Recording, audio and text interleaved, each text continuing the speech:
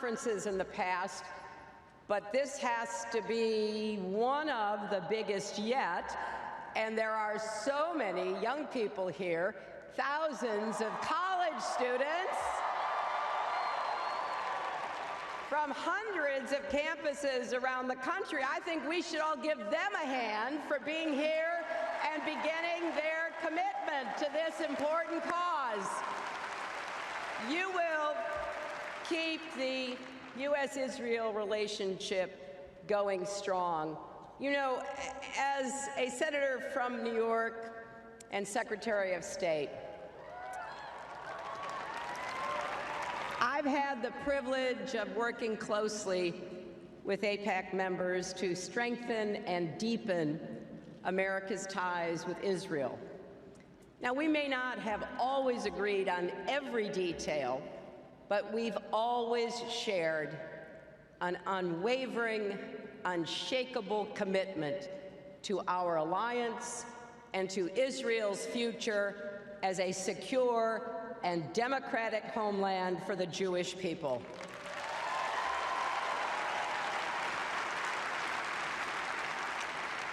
And your support helped us expand security and intelligence cooperation. We will leave AIPAC for just a brief moment as the U.S. Senate's about to gavel in for a quick pro forma session. We'll return to AIPAC as soon as the Senate recesses.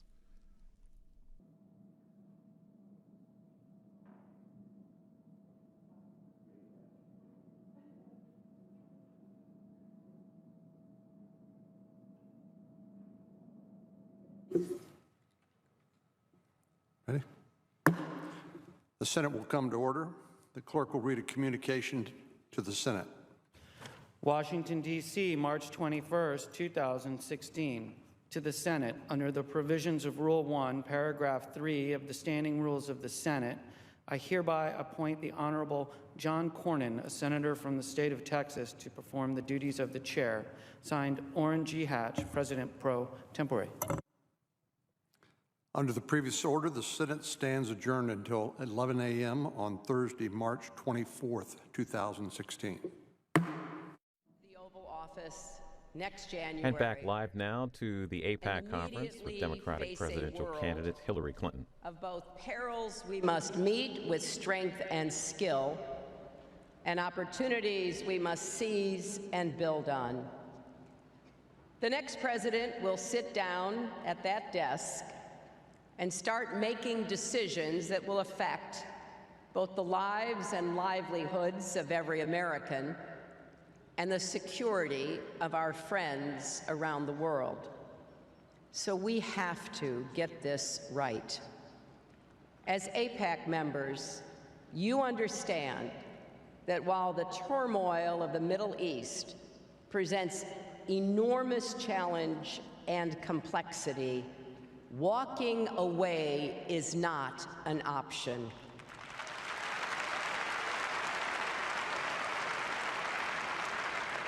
Candidates for president who think the United States can outsource Middle East security to dictators, or that America no longer has vital national interests at stake in this region, are dangerously wrong.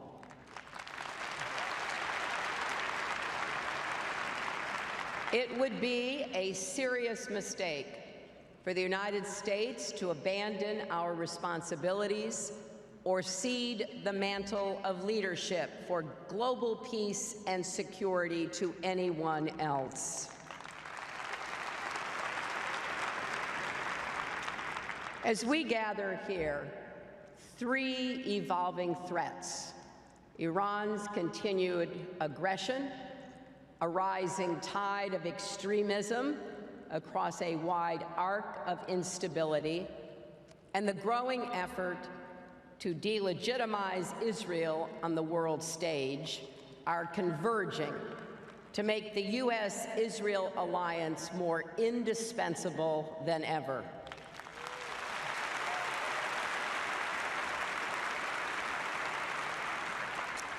We have to combat all these trends with even more intense security and diplomatic cooperation. The United States and Israel must be closer than ever, stronger than ever, and more determined than ever to prevail against our common adversaries and to advance our shared values.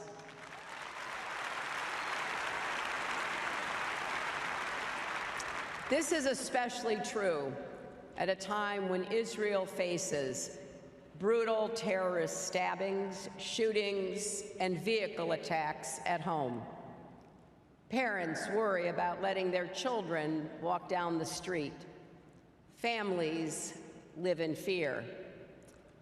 Just a few weeks ago, a young American veteran and West Point graduate named Taylor Force was murdered by a Palestinian terrorist near the Jaffa port. These attacks must end immediately, and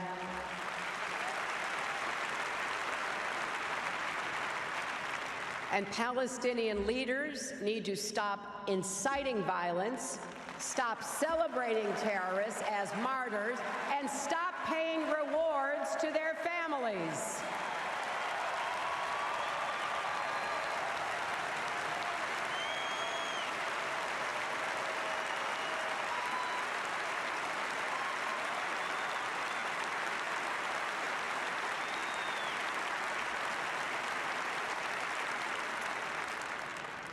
Because we understand the threats Israel faces, we know we can never take for granted the strength of our alliance or the success of our efforts. Today, Americans and Israelis face momentous choices that will shape the future of our relationship and of both our nations. The first choice is this: are we prepared to take the U.S.-Israel alliance to the next level? This relationship has always been stronger and deeper than the headlines might lead you to believe. Our work together to develop the Iron Dome saved many Israeli lives when Hamas rockets began to fly. I saw its effectiveness firsthand in 2012 when I worked with Prime Minister Netanyahu to negotiate a ceasefire in Gaza. And if I'm fortunate enough to be elected president, the United States will reaffirm we have a strong and enduring national interest in Israel's security.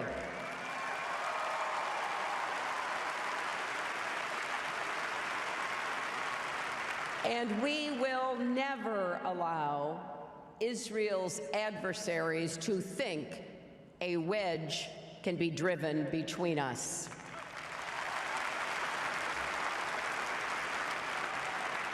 When we have differences, as any friends do, we will work to resolve them quickly and respectfully. We will also be clear that the United States has an enduring interest in and commitment to a more peaceful, more stable, more secure Middle East. And we will step up our efforts to achieve that outcome.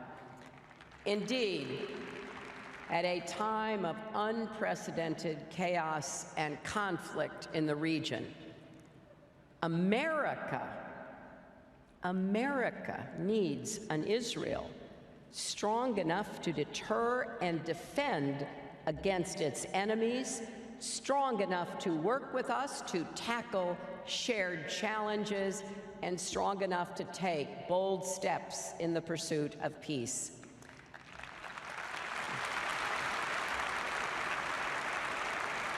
That's why I believe we must take our alliance to the next level. I hope a new 10-year defense memorandum of understanding is concluded as soon as possible to meet Israel's security needs far into the future.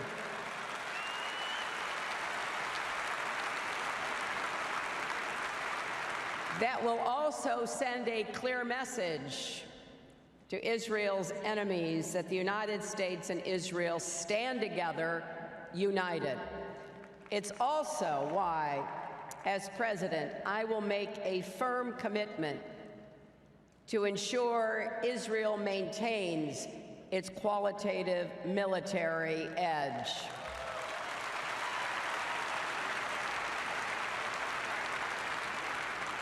The United States should provide Israel with the most sophisticated defense technology so it can deter and stop any threats. That includes bolstering Israeli missile defenses with new systems like the Arrow 3 and David Sling. And we should work together to develop better tunnel detection, technology to prevent arms smuggling, kidnapping, and terrorist attacks.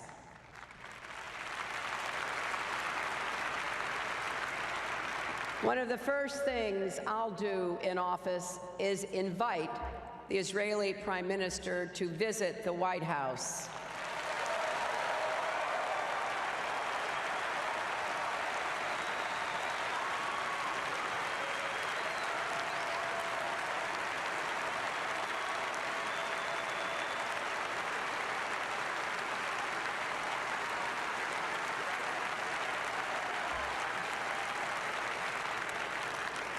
And I will send a delegation from the Pentagon and the Joint Chiefs to Israel for early consultations. Let's also expand our collaboration beyond security. Together, we can build an even more vibrant culture of innovation that tightens the links between Silicon Valley and Israeli tech companies and entrepreneurs.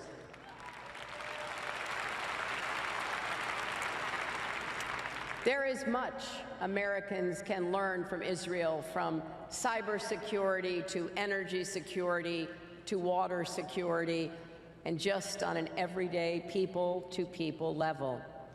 And it's especially important to continue fostering relationships between American and Israeli young people who may not always remember our shared past. They are the future of our relationship, and we have to do more to promote that. Many of the young people here today are on the front lines of the battle to oppose the alarming boycott, divestment, and sanctions movement known as BDS.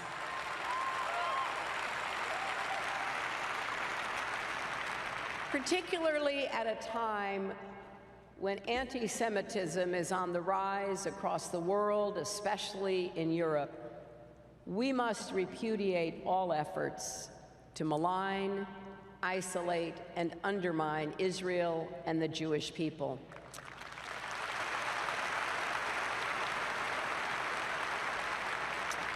I've been sounding the alarm for a while now.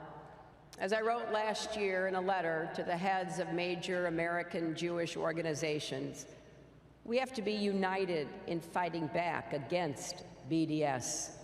Many of its proponents have demonized Israeli scientists and intellectuals, even students. To all the college students who may have encountered this on campus, I hope you stay strong. Keep speaking out. Don't let anyone silence you, bully you, or try to shut down debate, especially in places of learning like colleges and universities.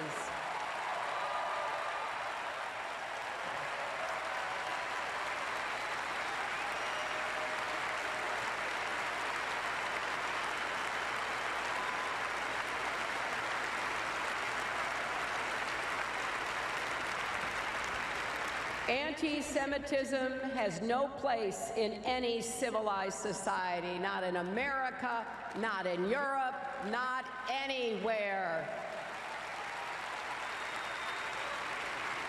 Now, all of this work, defending Israel's legitimacy, expanding security and economic ties, taking our alliance to the next level, depends on electing a president with a deep personal commitment to Israel's future as a secure, democratic Jewish state, and to America's responsibilities as a global leader. Tonight, you'll hear from candidates with very different visions of American leadership in the region and around the world. You'll get a glimpse of a potential U.S. foreign policy that would insult our allies, not engage them, and embolden our adversaries, not defeat them. For the security of Israel and the world, we need America to remain a respected global leader, committed to defending and advancing the international order, an America able to block efforts to isolate or attack Israel. The alternative is unthinkable.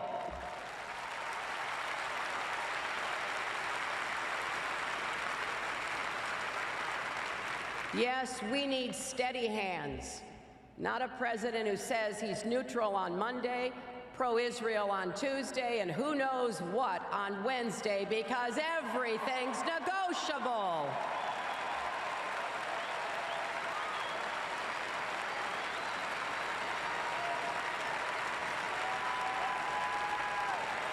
Well, my friends, Israel's security is non-negotiable.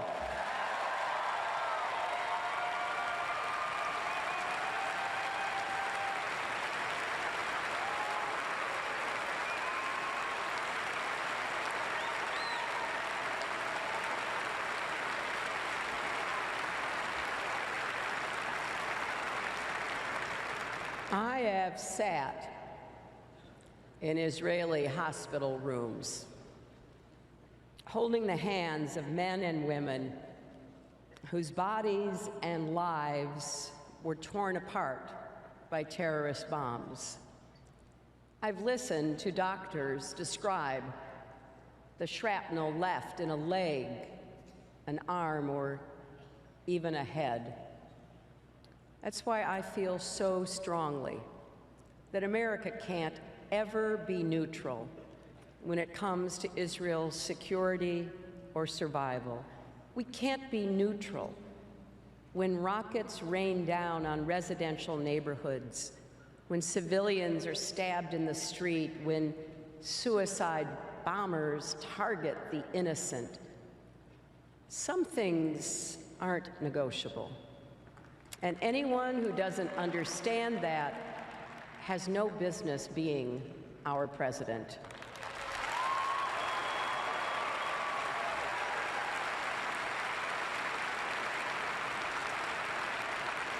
The second choice we face is whether we will have the strength and commitment to confront the adversaries that threaten us, especially Iran. For many years, we've all been rightly focused on the existential danger of Iran acquiring a nuclear weapon. After all, this remains an extremist regime that threatens to annihilate Israel. That's why I led the diplomacy to impose crippling sanctions and force Iran to the negotiating table, and why I ultimately supported the agreement that has put a lid on its nuclear program. Today, Iran's enriched uranium is all but gone. Thousands of centrifuges have stopped spinning. Iran's potential breakout time has increased, and new verification measures are in place to help us deter and detect any cheating. I really believe the United States, Israel, and the world are safer as a result. But still, as I laid out in a speech at the Brookings Institution last year, it's not good enough to trust and verify. Our approach must be distrust and verify.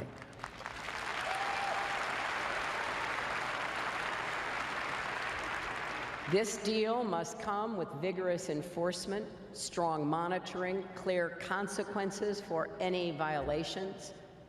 and a broader strategy to confront Iran's aggression across the region. We cannot forget that Tehran's fingerprints are on nearly every conflict across the Middle East, from Syria to Lebanon to Yemen.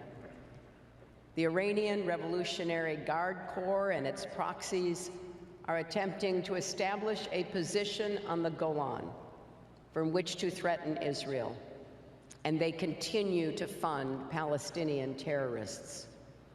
In Lebanon, Hezbollah is amassing an arsenal of increasingly sophisticated rockets and artillery that well may be able to hit every city in Israel. Tonight you will hear a lot of rhetoric from the other candidates about Iran, but there's a big difference between talking about holding Tehran accountable and actually doing it. Our next president has to be able to hold together our global coalition and impose real consequences for even the smallest violations of this agreement.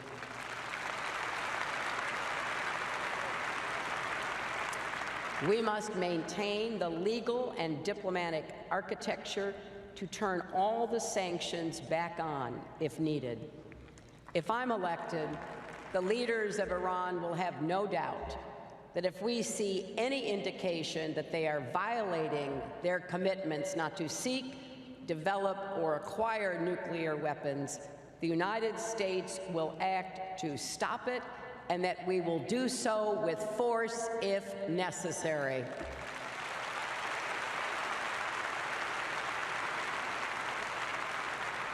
Iranian provocations like the recent ballistic missile tests also are unacceptable and should be answered firmly and quickly, including with more sanctions. Those missiles were stamped with words declaring, and I quote, "Israel should be wiped from the pages of history." We know they could reach Israel or hit the tens of thousands of American troops stationed in the Middle East. This is a serious danger, and it demands a serious response. The United States must also continue to enforce existing sanctions and impose additional sanctions as needed on Iran and the Revolutionary Guard for their sponsorship of terrorism, illegal arms transfers, human rights violations, and other illicit behaviors like cyber attacks. We should continue to demand the safe return of Robert Levinson and all American citizens unjustly held in Iranian prisons.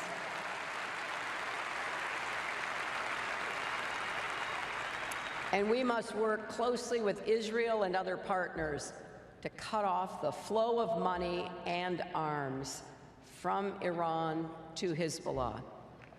If the Arab League can designate all of Hezbollah as a terrorist organization, surely it is time for our friends in Europe and the rest of the international community to do so as well, and to do that now.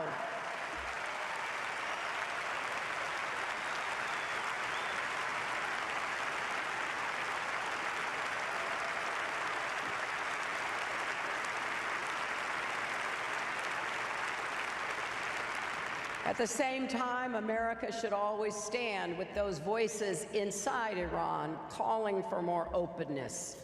Now look, we know the Supreme Leader still calls the shots and that the hardliners are intent on keeping their grip on power.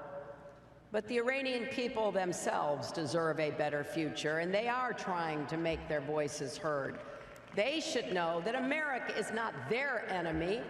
They should know we will support their efforts to bring positive change to Iran. Now, of course, Iran is not the only threat we in Israel face. The United States and Israel also have to stand together against the threat from ISIS and other radical jihadists. An ISIS affiliate in the Sinai is reportedly stepping up attempts to make inroads in Gaza and partner with Hamas.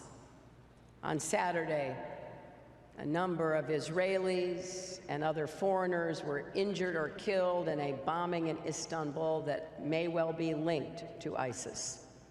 2 of the dead are U.S.-Israeli dual nationals. This is a threat that knows no borders. That's why I've laid out a plan to take the fight to ISIS from the air, on the ground with local forces, and online where they recruit and inspire. Our goal cannot be to contain ISIS. We must defeat ISIS.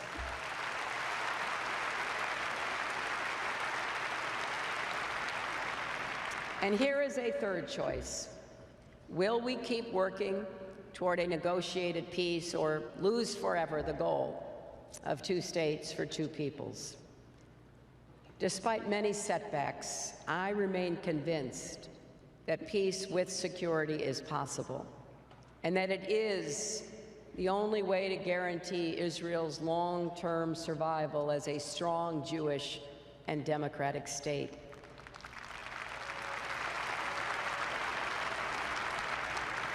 It may be difficult to imagine progress in this current climate, when many Israelis doubt that a willing and capable partner for peace even exists. But inaction cannot be an option. Israelis deserve a secure homeland for the Jewish people. Palestinians should be able to govern themselves in their own state, in peace and dignity. And only a negotiated 2-state agreement can provide those outcomes.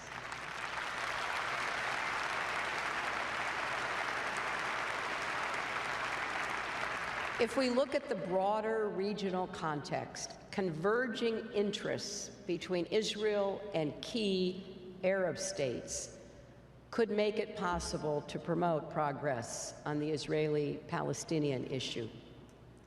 Israelis and Palestinians could contribute toward greater cooperation between Israel and Arabs. I know how hard all of this is. I remember what it took just to convene Prime Minister Netanyahu and President Abbas for the 3 sessions of direct face-to-face peace talks in 2010 that I presided over. But Israelis and Palestinians cannot give up on the hope of peace. That will only make it harder later. All of us need to look for opportunities to create the conditions for progress, including by taking positive actions that can rebuild trust, like the recent constructive meetings between the Israeli and Palestinian finance ministers aiming to help bolster the Palestinian economy, or the daily on-the-ground security cooperation between Israel and the Palestinian Authority. But at the same time, all of us must condemn actions that set back the cause of peace. Terrorism should never be encouraged or celebrated, and children should not be taught to hate in schools. That poisons the future. Everyone has to do their part by avoiding damaging actions, including with respect to settlements. Now, America has an important role to play in supporting peace efforts. And as president, I would continue the pursuit of direct negotiations. And let me be clear, I would vigorously oppose any attempt by outside parties to impose a solution, including by the UN Security Council.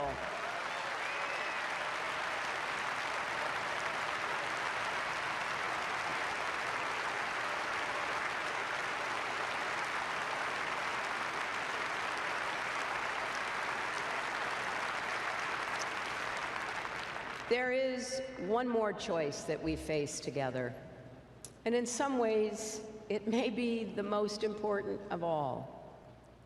Will we as Americans and as Israelis stay true to the shared democratic values that have always been at the heart of our relationship? We are both nations built by immigrants and exiles, seeking to live and worship in freedom. Nations built on principles of equality, tolerance, and pluralism.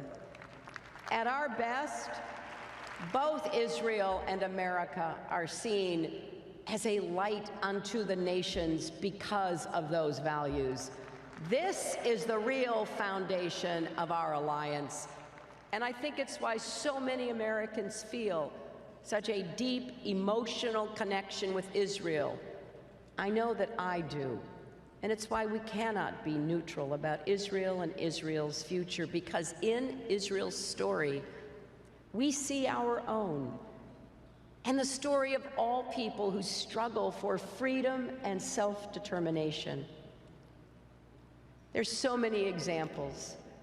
You know, we look at the Pride Parade in Tel Aviv, one of the biggest and most prominent in the world.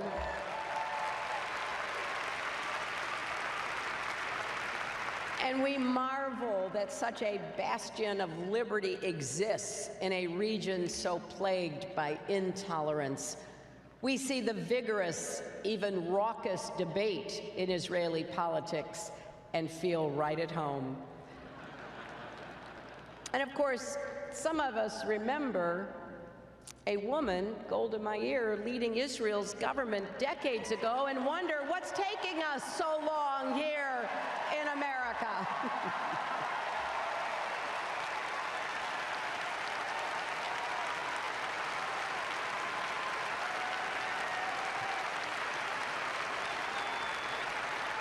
But we cannot rest on what previous generations have accomplished.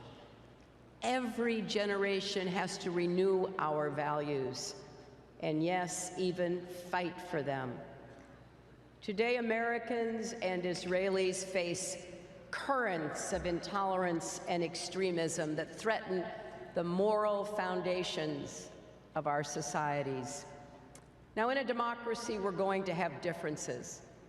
But what Americans are hearing on the campaign trail this year is something else entirely. Encouraging violence, playing coy with white supremacists, calling for 12 million immigrants to be rounded up and deported, demanding we turn away refugees because of their religion, and proposing a ban on all Muslims entering the United States. Now, we've had dark chapters in our history before. We remember the nearly 1,000 Jews aboard the St. Louis who were refused entry in 1939 and sent back to Europe. But America should be better than this, and I believe it's our responsibility as citizens to say so.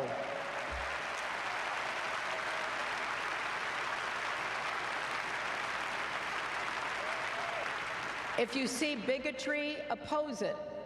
If you see violence, condemn it. If you see a bully, stand up to him.